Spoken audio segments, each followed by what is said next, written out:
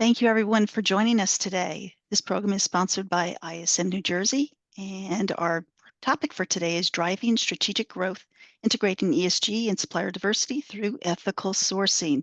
Our featured speaker for today is Brandon Hummons. I've worked with Brandon for like a number of years. I don't think we've ever met in person, but hopefully one year we'll meet at the ISM conference. But we have a very packed program. It is going to be interactive, so we at a certain point of the program we're going to need your attention to um, go along with the exercise that Brandon has in store for us today. And at this point, I'm going to turn it over to you, Brandon. Well, thank you very much for that, Kathy. I really do appreciate it. And yes, we've worked together for a number of years now, and it's been just a great time overall, the amount of work we've done together. So everybody, my name is Brandon Hummons. I'll introduce myself in a second, but I want to walk through what we'll be talking about today and ultimately why we're having this webinar. I want to walk you through what I believe is going to be our next stage in what we call the procurement maturity journey. There's been a lot of talk around supplier diversity. What direction is that headed, especially with so many of the new legislation and changes for the governmental regulations in the United States? That situation has led to vast changes in corporation behavior and how they treat and fund supplier diversity. On the other side, we've seen a huge uptick in ESG initiatives, sustainability, really giving back and helping the earth. This is a wonderful thing. So I have a proposal at the very end of this that really combines those different ideas and then ultimately works to stack the benefits of those two types of objectives on top of each other. The main outcome from all this, and I'll really dive into this, is that procurement right now in many organizations is more seen as a cost factor, a shared services, or a necessity for handling our compliance. While that is true, we are going to start shifting that into a new light of how can it be a profit driver, right? So moving from a cost center into a profit driver. And I do believe that ethical sourcing, kind of the new way of what we'll call ethical sourcing, is part of the answer to that question. So who am I though, right? My name is Brandon Hummons, like I said before. I am currently, I have my own consulting company called Hummons Consulting, where I do a lot of education and partner with ISM on that a lot. And then I'm also a practitioner. So I'm a senior consultant at a company called Valorant, which is a relatively small procurement consulting company that also has another set of focuses around business development. So I have a little bit over a decade of experience in the procurement world. I started my career off at Allstate and transitioned from business to business from there. And since 2019, I've actually been an instructor with ISM. So it gives me the very good added benefit of going around and meeting companies from around the country, discussing with them their procurement initiatives, and then being able to understand what they see as best practices and how to incorporate that into the work that we do every day. I'm super passionate about procurement, super passionate about the knowledge that comes around procurement. And I want to be able to share that with you guys today. So enough about me though, and I do hope to meet a little bit more of you, a few more of you during the session today, especially as we get to the interactive portion at the end. So when I said procurement maturity journey, I like to kind of break this down in the practical sense. I want you to think about your own organization, your own company, and I want you to, as I'm describing each of these stages, think about where you're at in your journey along procurement maturity. The first one that we would look at here is transactional procurement. Procurement started because companies were ordering tons of different items and it became too complicated for either single points to manage or for people that had all of the other responsibilities for them to manage. It became necessary for an entirely different function to come about, and it became more strategic and complex from there. The reason I describe it that way is because the way that we look at how procurement came to be needs to be from a practical lens, right? Companies needed it, so they created it. And the reason we look at it from a practical lens is moving forward, right? When we look at collaborative procurement as the fourth stage, what do we then see beyond that? What then becomes the practical situation for the state of procurement for today? So we went from just needing it to purchase things to then saying, well, you know, if we're purchasing things, maybe we can do that a little bit more strategically, grouping in some of these purchases and negotiating directly with our suppliers to bring down the cost, right? So a huge point of time, the costs were focused on there. And then we start going to strategic, which meant that we are thinking about long-term agreements. We are thinking about other value adds. and then collaborative procurement, which really focused on, hey, I have a group of strategic suppliers. I want to grow as they grow. I'm going to get them involved early in on the process. We're going to be communicative. Maybe we even have joint initiatives that we operate together. So that's the journey, and there will be a fifth stage that I'm thinking that we're moving on to.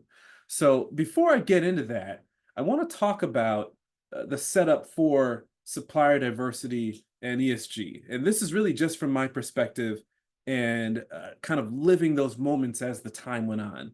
If you can recall, if we thought, before the 2010s, there wasn't really a strong emphasis on supplier diversity. It came about because of a need, similar to how procurement came about because of a need. So when we think back on so many of the social movements, we had the unfortunate shooting death of Trayvon Martin.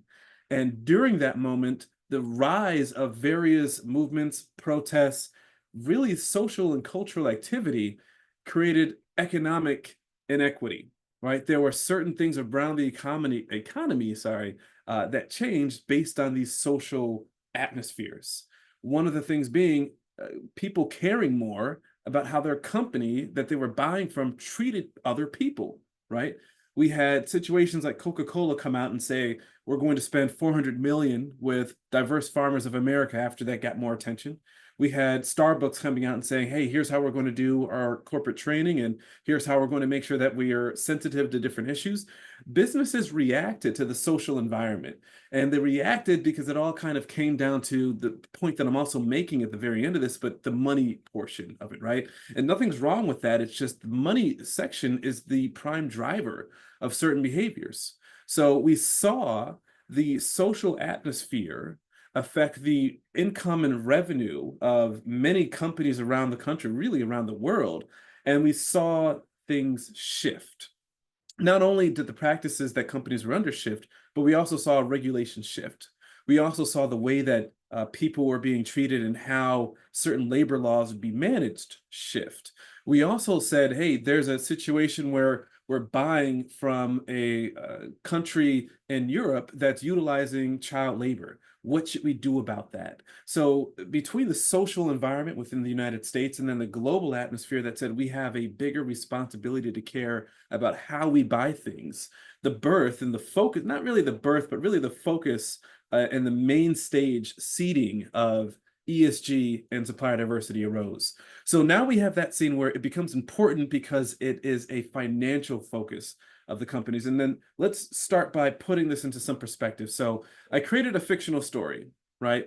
And if you've ever seen a talk by me, you'll notice I always focus on IT environments and topics because I've been doing IT for the last 10 years or so, IT procurement. So in this example, I thought about a real world situation that happened, and I simply replaced some of the names and a few of the numbers and the outcomes here. But the numbers and the outcomes are very close to the original situation. So you don't have to read this whole thing. I'll somewhat describe it very quickly to you. But there is an AI software company out there that helps with AI generated images. And it uses these images to fine tune the animations that other businesses do. So let's say, for example, if you are a cartoon or an animation producing company where you actually produce the show, you might buy the assets that you use for that animation from another company. And then you might be thinking to yourself, well, what do these assets look like? Think about your favorite Pixar movie, for example, and how Pixar usually has these very, bouncy characters that have all these different features on them. The hair kind of moves, if it's Toy Story, the eyes kind of have these shifty, glossy focus. Those are the assets that we're talking about here. And in this situation with this particular company, they said, hey, we're going to take a very purposeful approach and diversifying the way that we contract out building of some of these assets. And we wanted to make sure that we were having a much better perspective on how we viewed our animation. They sent it out. They worked with a small minority company, and what the consultant, or rather the engineer on this company was able to do was developed new texture for curly-haired individuals. Right. So now all of a sudden, before they couldn't make hair like mine, for example, they couldn't simulate the way it moved. They couldn't simulate the way it worked, the way it grew, the way it would respond to moisture. And this company was able to do that by utilizing this diverse partner. And part of the thought there is how many other people care about that sort of thing, right? How many other people are thinking about it? When the companies diversify the way they work with companies, they're going to see a diverse set of results that factor into that. And with that, the studies that they did after, when they said, "Hey, these people in this animation, their hairstyles actually look okay. They actually look good, and they're just not these two different options that they usually have." The response and the engagement when they did those test studies went up by 25%, and we saw the overall customer experience go up by 30% when they looked at overall engagement rates just by looking at the difference in these certain assets, right? Part of the story there talks about the success that procurement then has when engaging the right suppliers when it fits the company's goal. And I say that on purpose because if the company's goal is to drive revenue in such a way and they need a certain competitive advantage or something that improves their overall product, they should be looking to procurement to help them on every single level find the vendor that fits with that. But then let's think about other things for this particular company that we made up, right? In terms of what other ways they've been able to show that they're growing in their procurement maturity journey. When we think about the world of IT, there are a lot of people that say we're not producing too many hard items. Like, let's say, for example, if you're a software company, you don't really have the opportunity to truly reduce your carbon footprint because you may not be delivering things directly to your customers. Maybe all of what you deliver and provide can be provided and delivered through the internet, right? In that situation, we need to start getting more creative with the way that we deal with sustainability and how we can achieve some of those goals. Some things that I've seen happen, and I've been part of some of these activities in the past, but is around if you have a large data-centered environment, you probably have data centers that you're running. Imagine being able to, let's say, for example, reduce the amount of electricity those data centers use, and they use a lot, people. Imagine towers and towers of computer equipment servers that are generating a ton of heat that need to be cooled down and that need to be always on and always running. Imagine the carbon footprint from that we often don't consider because it's a utility that's central and stays put stationary, and how we can transform that if we start to look at it from a perspective of, hey, maybe solar panels work for this too, right? So getting creative and looking at that, but then also understanding the ability to look beyond scope 1 and start doing things like tracking scope 2 emissions and trying to figure out if there's technology that can not only help us track it, but because now we know the numbers, we can help improve it, right? So when we think about the responsibility that we have here, we have the responsibility on the supplier diversity side, and then we also have the responsibility on the sustainability side to help make both of these things better. So when we think about procurement's involvement in that, I try to break it down into 3 key areas, right? This isn't everything. This isn't all the ways that procurement could have been involved here. But the thought is that we are leading the charge by doing certain behaviors that then can yield those benefits that we talked about before on those 2 previous slides. The first one is, as a procurement professional, and we can kind of think about this as actionable things and actionable examples of things that we can do in order to lead to these better outcomes, but early supplier involvement. I know that from having conversations with a lot of professionals in the industry, a lot of them are against the idea of early supplier involvement, which simply means if you're at the onset of product development, you want to get your supplier involved on that thinking stage, the brainstorm stage where you're just starting to come up with some of those ideas. So many companies have the mantra that suppliers need to be tools and therefore used how tools are used. You keep them at arm's length, you hold them at a distance, and you're careful with them. Conversely, we should be treating suppliers like partners. That help us use the tools to get the job done, right? So a little bit more of a collaborative approach. These are the other ideas around if you're on that 4th stage of that procurement journey, the collaborative procurement side. So we could do things like starting with early supplier engagement whenever possible. And then we move on to the next one, which is understanding and ensuring that we're looking at what could go possibly wrong in every way, right? Like putting down and marking down, here's all the different mishaps that could occur, and then protecting us against that. and then ensuring that we're doing that while keeping our stakeholders out of those red jumpsuits, or orange jumpsuits rather, right? We're ensuring that we're legally abiding by all the things that we need to, and taking the stress off of our stakeholders and things that they need to worry about. So we have the guardrails up for them, and part of that is our overall job and responsibility. And then the last part is just being a leader in that sustainability space, because if you're working with the suppliers, you're one of the main forces behind developing transparency and developing overall management of how you work with those suppliers. So we're about halfway through. I just want to pause for a second and just ask, does anybody have any comments about what I've talked about so far? Once again, my primary objective here by the end of it, I want you to understand the impact that ethical sourcing can have if we transition.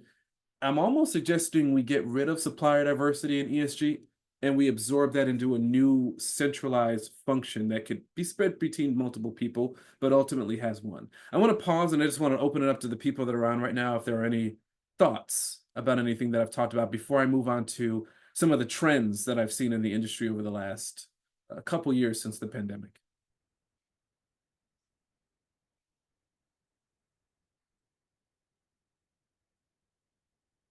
All right, I'm going to move on. So just a quick heads up, everybody. At the very end of this, so a couple more slides, we're going to open up the whiteboarding session. And before we start that, I want to see if there are other people that are on a different page or have a different understanding or a different objective here as well, right? So feel free to play devil's advocate as we figure this out. A lot of what I'm thinking about here, I've seen it in some businesses and I've seen it work in some places, but I don't think that is the standard. And I don't think that a lot of companies are going in this direction as the standard.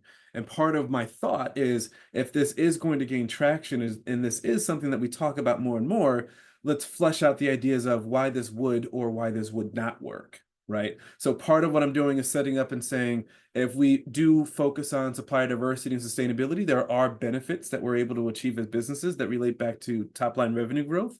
And then if there are concerns that we have, let's figure that out together and then write some of those down. So what we see on the screen now are the key trends that we've seen since the pandemic time started, pretty much is kind of where I went back to.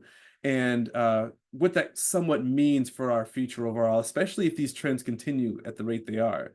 So the first one that I look at that I found was that, and I have the sources all down there at the bottom, if you need kind of exactly where I pulled out the, oh, whoops, sorry. Each of these underlying pieces are the actual link to where I was able to pull this. If you can tell, a lot of this is from Tealbook, which is a supplier management company that has a strong focus on supplier sustainability. And then you have supplier.io, where this came from, which is a supplier diversity tracking and performance management company. They do a lot of research and development on finding this type of information out and then tracking these details, especially because these are not the things that you're typically going to see in your news reports that even are based around the economy or supplier diversity initiatives, unless some of these major players that you see in those sources are talking about it. So overall, kind of the key issues that I see here, we have more companies reporting than ever before on their overall sustainability metrics. What that tells me is that more and more people care about those certain reports because it's going to influence buyer and consumer behavior. We have a really important point here, number 2, which is 40% of companies have reduced their diversity funding. And the interesting part from that, that's down from 55% in 2020. So since 2020, leading all the way up till now, there's almost been a reduction by between 40 to 50% per year in companies reducing their diversity funding. At almost every organization that I've been at or kind of had a deep dive into, I've seen the same thing. I've seen either they've reduced it or they had plans to start one and they've cut those plans. In my opinion, a lot of it comes back to the reason that it started was because it was getting this limelight of attention, right? It became this thing that drove consumer demand. And now that that drive and demand has shifted over into different areas, now we're looking at somewhat of a trend, and not only the buying behavior, but then how companies are responding to it in order to ensure strong financial strength. And to me, that makes sense from a financial perspective.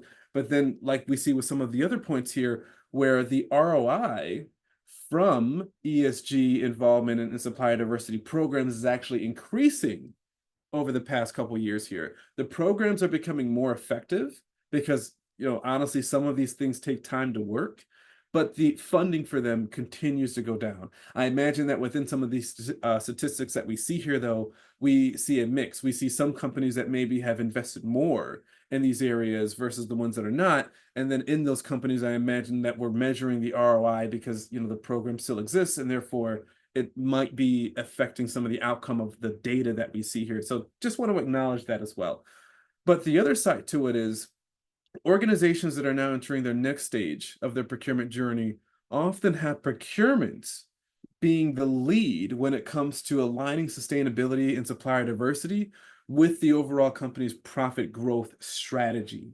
And what I mean by that is procurement, when you're on that next stage, you become a profit driver and you start to have more conversations around what does the next, product look like? How can we make this new thing better? How can we develop this new service or solution that's entering into the market the most sustainable way, using the most efficient and innovative suppliers? And then how can we even diversify some of the risk that goes into developing this new product or service, right? Procurement needs to be the lead in that way. So they continue to shift away from that transactional way we were in the beginning onto this new way that says, well, procurement should be involved in every conversation that's kind of involving the growth and the development of products within the company, even if it's just, as we used to call it, being a fly on the wall, just having visibility and the ability to kind of speak up in a subject matter expert perspective about some of the projects that are going on, right? So, a lot of surprises, I would say, would be on the trend side of things here. But at the same time, we've seen some of these activities scaling differently in terms of less and less companies focusing in on supply diversity and somewhat shifting to ESG. But then what do we think about and doing with that? So I have these 5 bullet points here on the actions that we can now take here. So as I said before, we have the focus on supplier diversity that is waning down. We have somewhat of a level focus on supplier sustainability and then ESG goals. But the thought is that will go into a different direction in the future, depending on the social atmosphere and how that adjusts. And part of my thought with that is, instead of completely being reactive to those situations, developing roles, developing people to fit the social environment, we fit a centralized set of roles around whatever is and whatever could be when it comes to supplier sustainability, diversity, ESG, and that function can continue to grow. One of the main outcomes that I hope we achieve by that is that never again do we see companies having to make the very difficult choice of saying, well, I need to reduce costs, I need to reduce overhead, and I need to focus on areas that are actually going to bring me, savings or revenue. And they typically look to procurement, when that time happens, and says, well, what programs are not producing strong enough results? And then they look at these set of programs, and those usually gets axed off. So the idea here with the combination of these roles and responsibilities, we say the synthesized results and the synergized impacts, right? So when we're looking at how A plus B equals a combination of A, B, and then an additional benefit of C, right? So we're looking at the combined benefit is total, total is greater than just the combination of pieces. When you have that sort of role that is able to bring all of that information together and produce that larger impact, you have a much stronger business case for that level of resiliency. And the reason I care about it, honestly, is because I think that it's the right thing to do, right? And if we have companies that are really focused on doing the right thing, we don't do the right thing sometimes, or we don't do the right thing, part of the right thing when it's most impactful, depending on the social environment. We build upon doing the right thing in generational layers, right? So we had these focuses in the past. When we start to look at that as a combination and creating this new function. And like I said, some of them already have ethical sourcing, but I do believe in this situation, I want to define ethical sourcing differently. It's not just not using modern slavery or abiding by child labor laws. It's also considering who are we not letting get a seat at the table because of how our financial terms may be situated, right? It's being able to recognize that if you want to work with a small minority business, doing net payment of 120 or more simply won't work because their cash flow is different than a company that maybe got, 3 rounds of funding plus a government grant plus strong sales over the last 50 years, right? It's about understanding what it takes to give the right opportunities to the groups that need and are seeking those opportunities. And not to say that we're awarding those opportunities, but it's simply saying that we're opening the door in the right way, and then we're focused on doing the right thing throughout that process. The next big piece here that I think is going to be a really big benefit if we have this combined role, we have very specific objectives and action plans that we're able to look at and try to achieve. And what I mean by that is if you're a sourcing manager, let's say I'll take myself for example, I'm an IT senior consultant. My goals there are getting my IT projects done. And if there's a company goal that says you must do, XYZ number, you need to include XYZ percentage of diverse suppliers in your RFPs, and you need to ensure that you can reduce the carbon footprint of all your supplier interactions by 2%. I'll go after that, but at the same time, in so many situations, is it not applicable? So if I'm only sourcing software, I might need a completely different approach to getting diverse suppliers involved and then measuring that impact than somebody else who might be doing logistics, right? I might need to look at sustainability with a very unique perspective.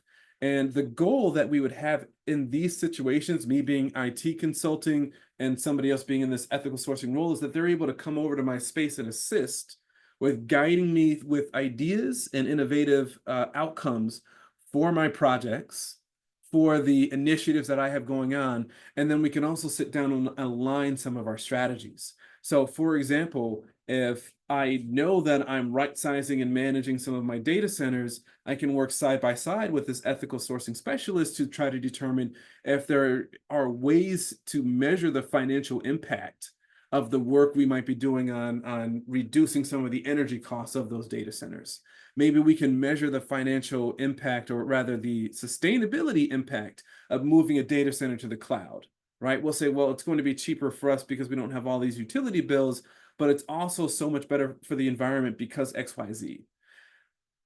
And then the flip side, if the company's goals, right? So this is the other piece that when we think about synthesizing the right information here, the company's goals need to also be incorporated into my procurement goals. If the company's goals are to move to a more resilient, let's say, for example, logistical infrastructure, where we are utilizing more last mile, last mile delivery services and businesses, maybe I need to look at that strategy from what the company's trying to do and then see how can I incorporate ideas around supplier diversity, sustainability, ESG, kind of all of these different components. And part of that process should involve an expert in that area where we're getting that collaborative approach. So if I'm doing logistics, I still have the help from the ethical sourcing. If I'm doing IT sourcing, there's still that level of support. So you have one person or multiple people, depending on how large the teams are, but they're able to always work individually on some of these projects, alongside the project manager on these initiatives, and then insert these different strategies by being creative in those different ways. And then aligning that to what the overall company is trying to do there. So when we do things of that nature, the overall impact that we're trying to have is that procurement is continuing to demonstrate the right type of value to the organization. One of the most impactful conversations that I had was with a company that was going through their CPSM certification process. I was talking to one of the leaders, I won't say his name and whatnot, but amazing guy, and I could tell that he cared deeply about his team. One of the opportunities that we took, because this is an in-person training session, he said, hey, I have the head of sales and the head of operations. They're in town today, and I'm going to have them come into the class. And if you would like, Brandon, please help me facilitate that conversation. So I said, that's fine. I'll make sure we ask the right type of questions. I'll make sure that we're, kind of dynamic with the feedback loop going back and forth. But when we got into the room, one of the things that happened for both of the individuals, for the head of sales and the head of operations, when we said, how can procurement assist you better? And he says, well, what do you mean? You guys save me money, right? That's what you do. Just keep doing that. Keep saving me money, and I'll be happy with the outcome. Now, the view there is head of sales, head of operations is viewing procurement as transactional. They're not seeing them as having a strategic input and impact on the organization. So therefore, they're putting them into this paper push style bucket that says, here are all the things that I expect for you to do for me. Now, we know that procurement, strategic sourcing, supply chain can do so much more than that. Often, the supply chain experts become the subject matter experts on the product and building that because they've ordered everything that's gone into that product and the development of it. The thought here is that when we have a more strategic and aligned impact with the business in terms of we're showing them profitability, we're showing them risk mitigation, we're showing them increased revenue from actions that we've taken, we're kind of hitting the spectrum on all levels, we're able to then prove and say, I should be here, you should invite me in more often, let's cut back on some of the maverick spending and let me tell you why, and then here are all the different benefits that can start to flood in, and it's not only connected to cost. Procurement needs to be able to, on a consistent basis, make the argument to leadership for the value of the work that they do. And this is one of the things that adds on to that additional value. So the last thing that we'll see here, and then we're going to switch over, because I promise we're going to be about halfway through when we switch over. We're pretty much there, everyone, is kind of that next stage. So we go from transactional, cost-driven, strategic, to collaborative. And then finally, we end up at ethical sourcing, where we're prioritizing what we see as ethical sourcing, kind of the things that fall under that category. But then we're also making sure that the decisions that we have support, I've written there, but the values of sustainability and fairness, but the other side to it is the company direction.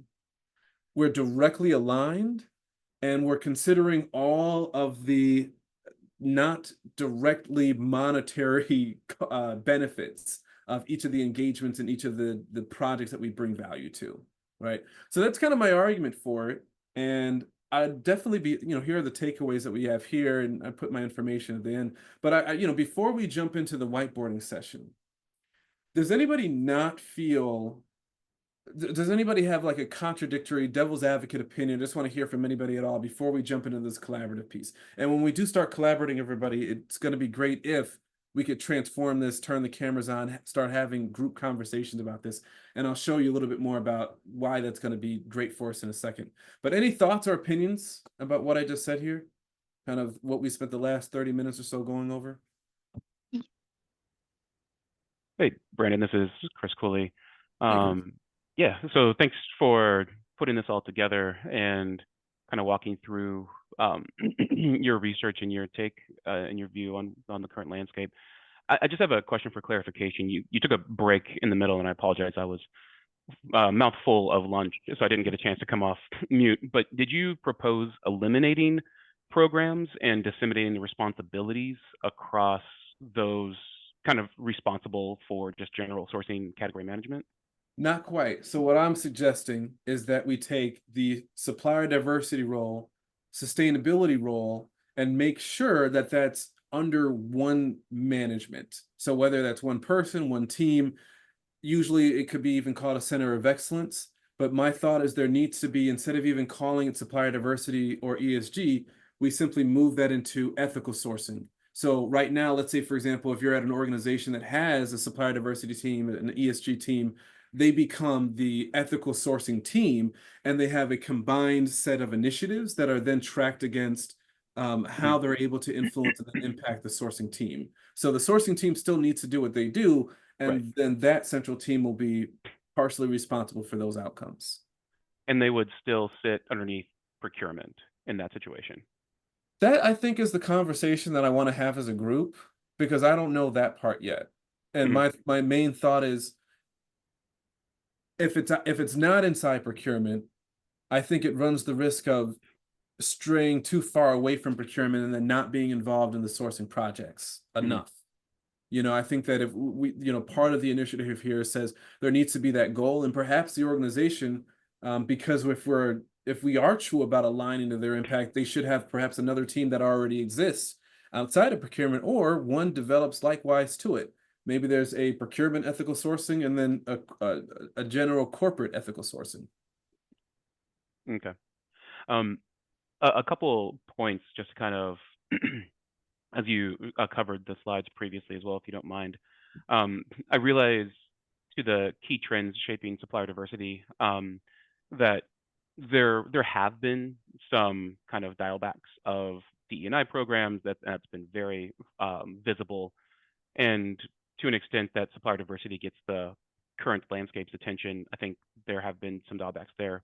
I will share, though, just coming from National Minority Supplier Development Council's annual event in Atlanta, they did have an increase in participation this year. And they just posted that it was from low 5,000 to high 5,000, and I think that when the numbers are finished, that it could be past 6,000. So I think we're talking about something that we're kind of in the middle of. So I think we're going to see a lot of ebbs and flows before we kind of understand where our stable state is. But I think a lot of good things are still happening in supplier diversity and the DE&I space, showing the value that you're kind of talking about to the corporate landscape.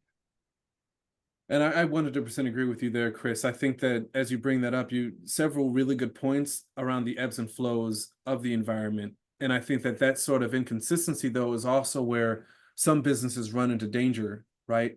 Kind of like you said, there's an increase in some ways when you're kind of at that council conference. And then in other areas, we're seeing a decrease, and it could be because certain businesses are lagging behind certain trends, and then some of them may be misaligned with the direction of how other organizations and other industries are moving. So, but you make a fantastic point there. I love it. Thank you. Anybody else? Any comments or thoughts?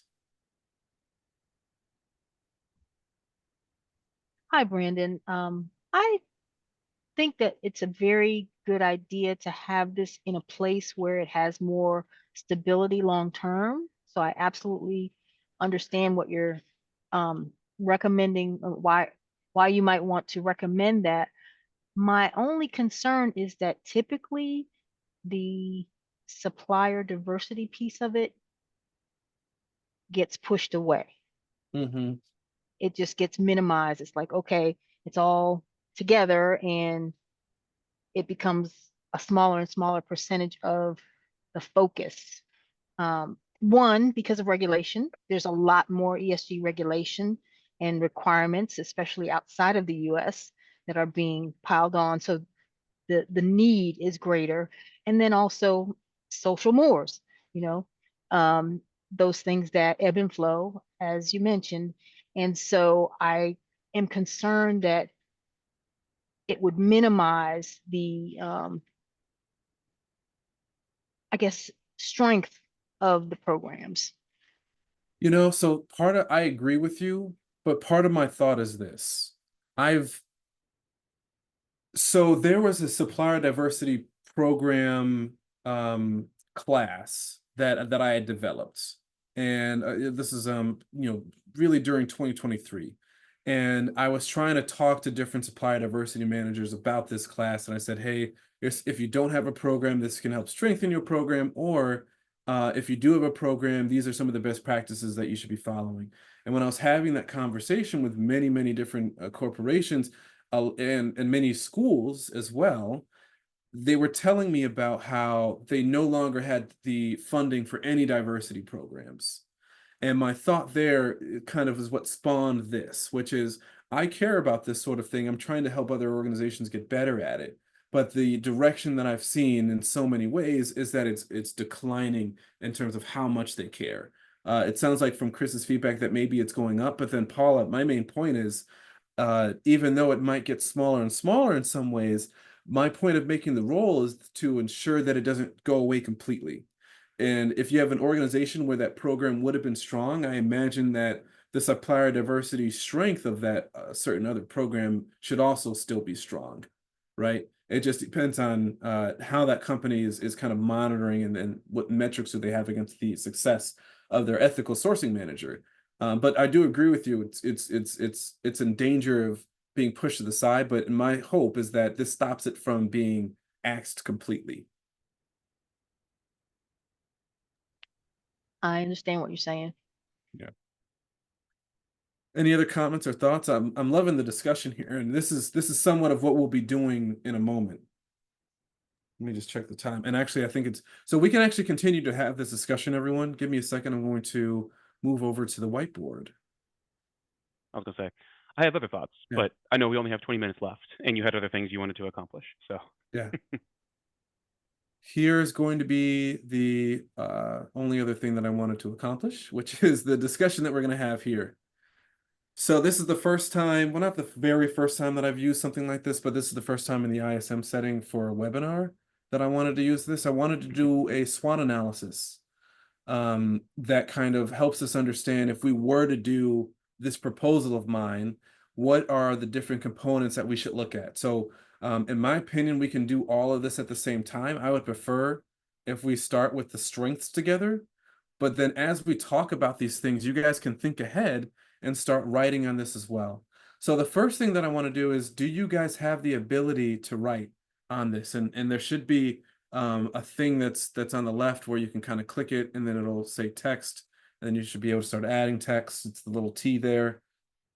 I see people moving around effectively. The way that you can also scroll around is, if you have one of those mice with the wheel on it, if you click and hold that wheel, that's how you can drag the screen. And then if you scroll forward and down is how you can zoom in and out. At least that's how it works on a PC. Not sure if it'd be the same on a Mac.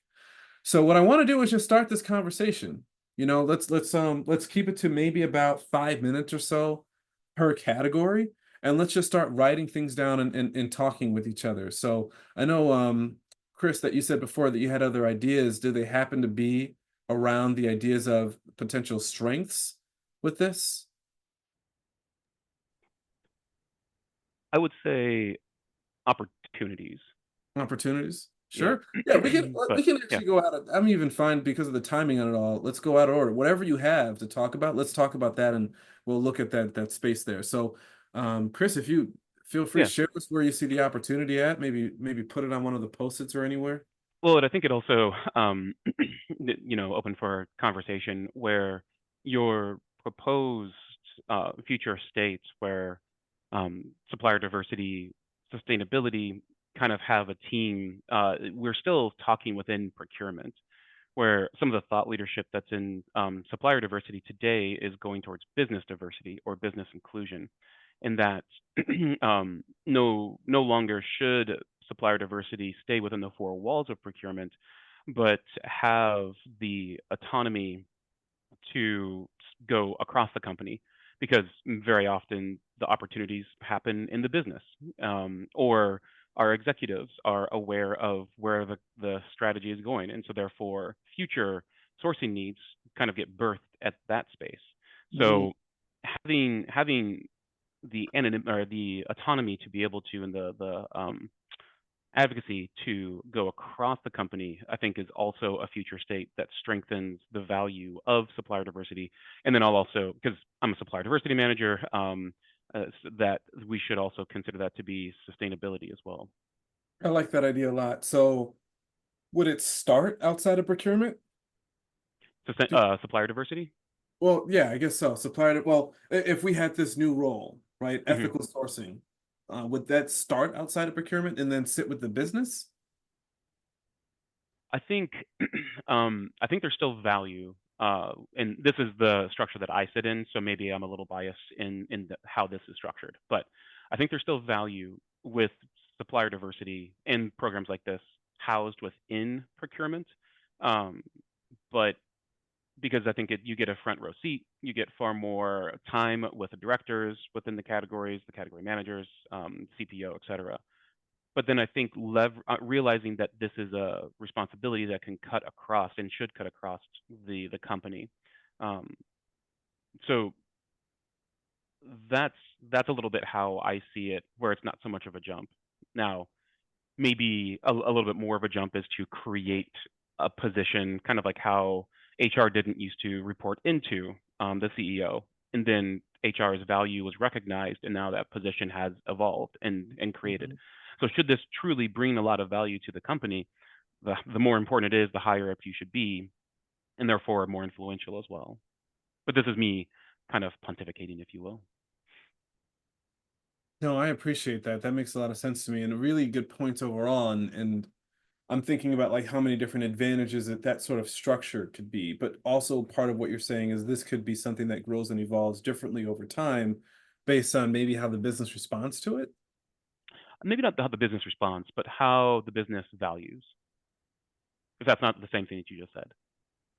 Well, I guess no, it's slightly different because when I'm thinking responds is more like, are they champions of these initiatives? And you're saying value, and when you say value, I kind of think of that more like, are they seeing the ROI on getting involved with that team? Correct.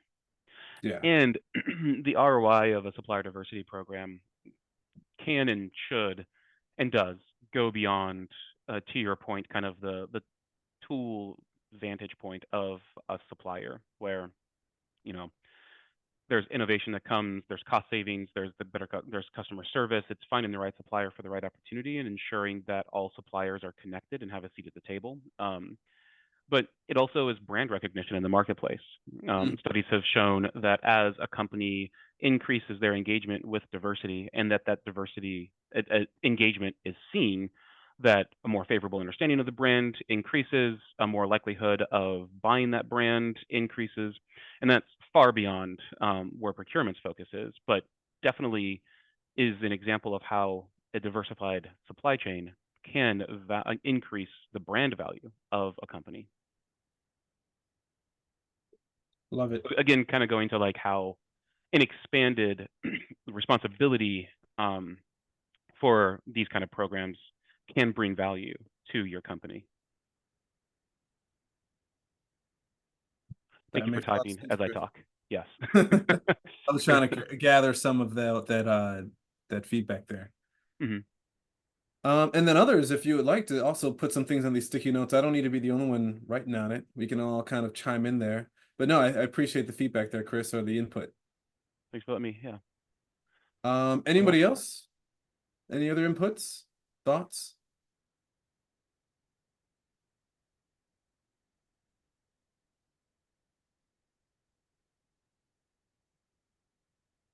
Anybody open to playing devil's advocate, maybe putting something in weaknesses or threats?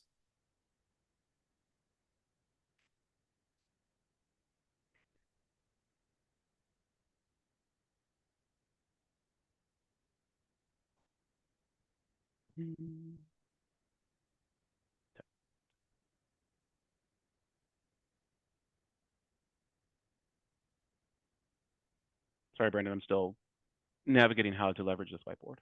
No problem. I know it's a new tool a lot for people, but hopefully we use stuff like this more, you know? Paula, do you have any thoughts around this in terms of the, weaknesses or threats that you want to share, or anything on the SWOT here? Well, I think a strength is being able to embed this kind of work into the regular thought process of the business. So rather than it being something that you think about separately, that it becomes just a part of the way that you do business. And if that's important to your company values, then it has much more staying power. I like that a lot. And I do agree with you. And I think that part of the overall goal is it becomes a priority for everyone in some type of way.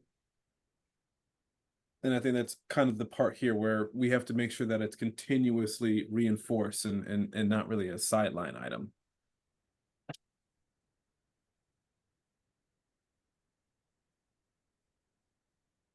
So Donna, do you want to tell us a little bit about your comment here? I would love to kind of hear a little bit more from you. Hello, can you hear me? Yep. Yeah, it was just something that I was thinking of, that a lot of companies don't have robust ways of capturing that environmental data. So if you do combine the environmental and diversity, sometimes one outweighs the other, meaning if the same people are now manning both ships, one might become more important than the other.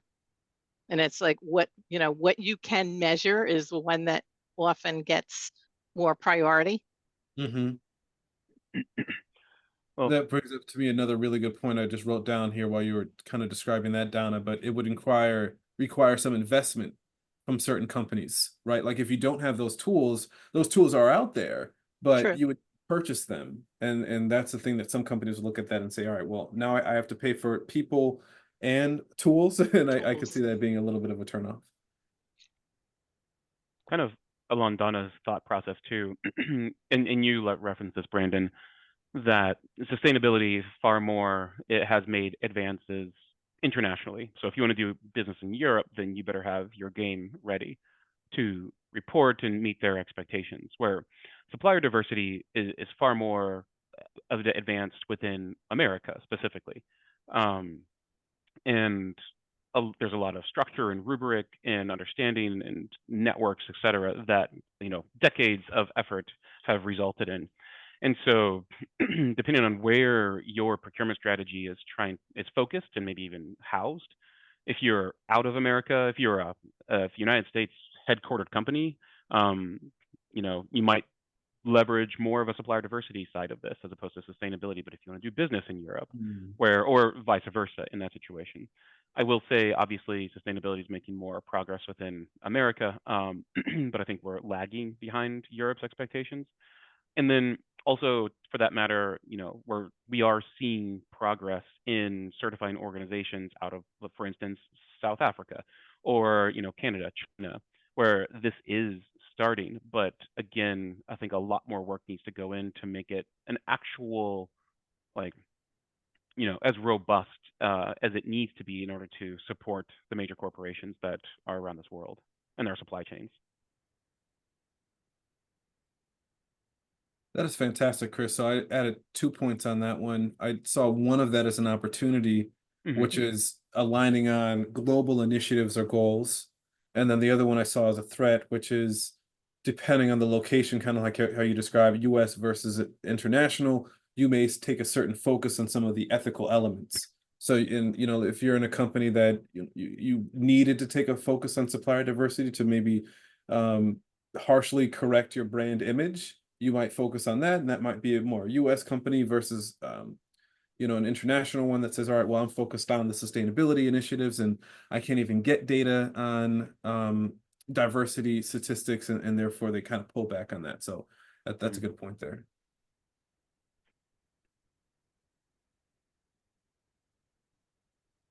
All right, any other thoughts? Any other comments? Kezia, how do you feel about this? And sorry if I'm saying your name wrong.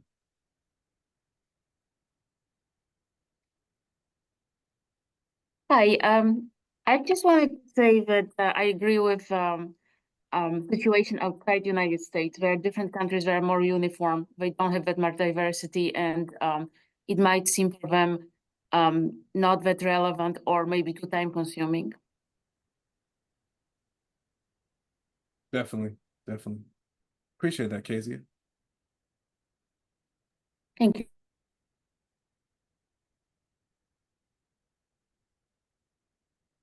Dan, are you with us? How do you feel about things?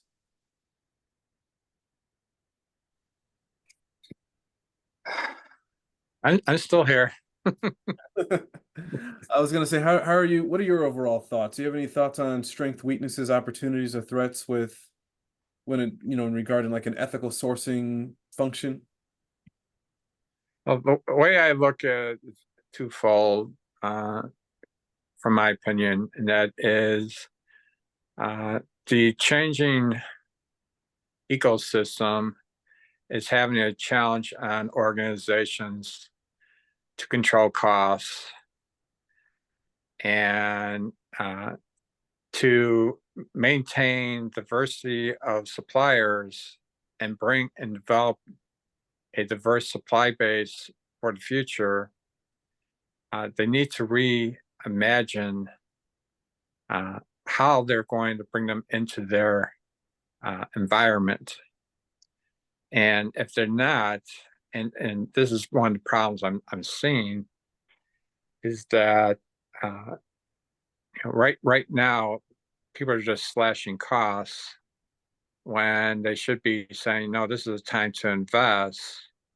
But let's work with our suppliers and diverse suppliers to find value and how to bring the value from the suppliers into the organization to provide new offerings that could be new sales that would bring in new customers. And that's why I said just reimagine the process going forward. And just, and one of the things I've been going through this past week is talking to companies, is they're doing their planning for the next year. And it's kind of interesting that, that they're seeing these challenges, but they're trying to hold the line. So I thought I'd share that with you. Thanks. Thank you, Dan. I appreciate that. That kind of gets me thinking on a couple different levels here in terms of company priorities. And kind of as you were talking about that, Dan, somewhat of what I was thinking about with different companies having the incentive mostly around cutting cost, and you're saying, hey, we should also be thinking about seeing these situations differently. I'm wondering if you have a company that's already thinking about cutting their diversity program, do you think they might even be interested in something that says, here's how we should govern ethical sourcing decisions? Does anybody have a thought on that question? And to kind of rephrase the question again, for anybody here, you have a company that is already considering cutting supplier diversity funding. Is ethical sourcing and somewhat of an ethical sourcing function the answer for that type of company?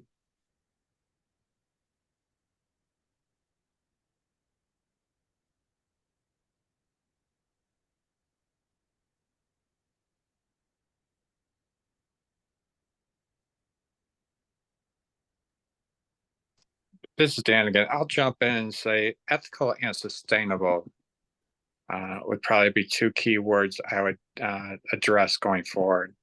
But I like this conversation, so I like to see the feedback from others.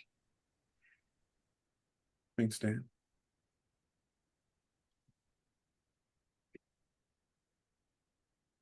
Ryan, what are your thoughts on it? If you don't mind. How do you think a company would respond to something like this?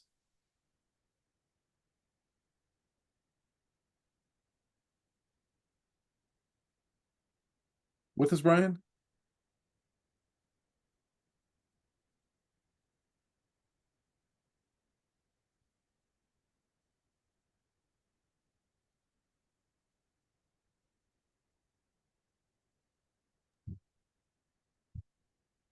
Maybe he Any stepped thoughts, away. Kathy?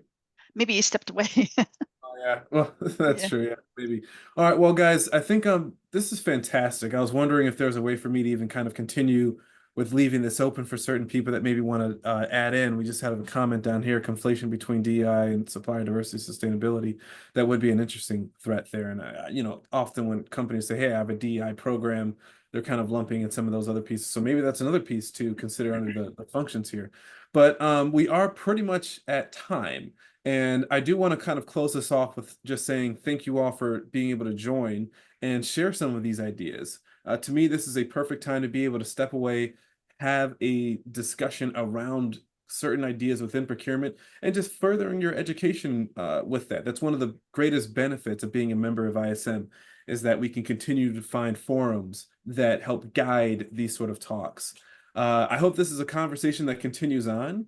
For me, I will be having other conversations in other groups around this objective, perhaps fine-tuning this, taking some feedback that we even learned here around what to call certain things, how to transform certain ideas, how to fine tune certain parts of that role and responsibility. But I do want to just say thank you all once again for hearing me out, kind of standing through this and walking through my explanation of it all, and really want to thank you all for providing some valuable insight. So with that being said, Kathy, I'll pass it on over to you if there's any final words that you want to add as well. Oh, I just wanted to thank you, Brandon, and I want to thank everybody else for participating today, and especially participating in the exercise that we have. And what I would think, what I'd love to do is maybe down the road, bring you back. Then we could, talk a little bit more and see, where we are at that point. Sure, that'd be wonderful. So yeah, I Okay, think that's homework for everybody then, Kathy, right? it is homework for everybody. Well, thank you very much. And I'm going to close out the program for today. And everybody have a great day. Thank you very much. Thank you, Talk to you everyone. later.